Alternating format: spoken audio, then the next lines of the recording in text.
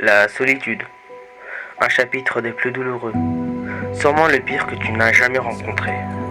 Et pourtant aujourd'hui, nous allons rétablir la vérité. Depuis la nuit des temps, chaque être humain passe par une phase de sa vie. La solitude. Ce sentiment abominable des plus détestés, et pourtant celui qui te fera le plus évoluer.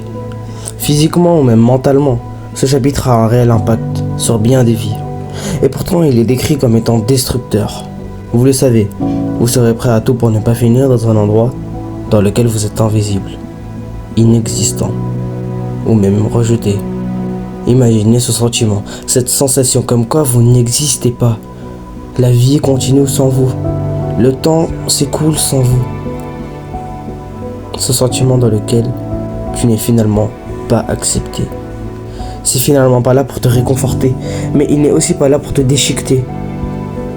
Mais la clé que je vais te donner va t'ouvrir cette porte. Oui, cette porte qui mène à la suite de ce chapitre et qui mettra fin au précédent. Cette clé qui te permettra finalement de sortir de cette phase et de devenir quelqu'un de respectable. C'est l'art d'écouter sa voix. Oui, je sais ce que tu te dis. C'est nul, c'est très nul, très court, très bête, très simple. Et c'est ça qui fait sa beauté.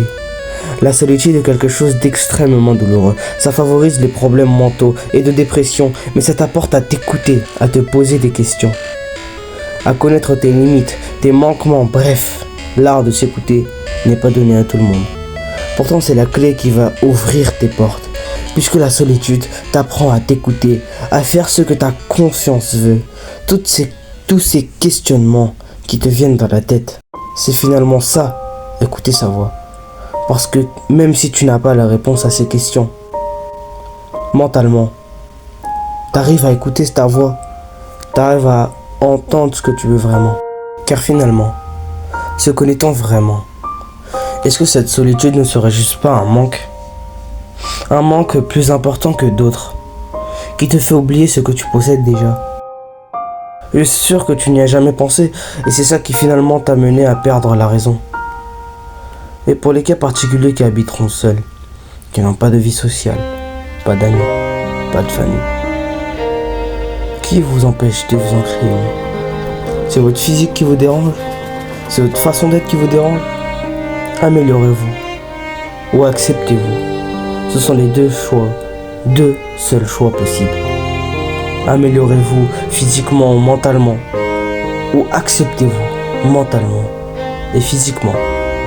Donc garde une perspective large, car cette solitude n'est pas un frein, mais plutôt un moyen de voir à quel point tu te connais.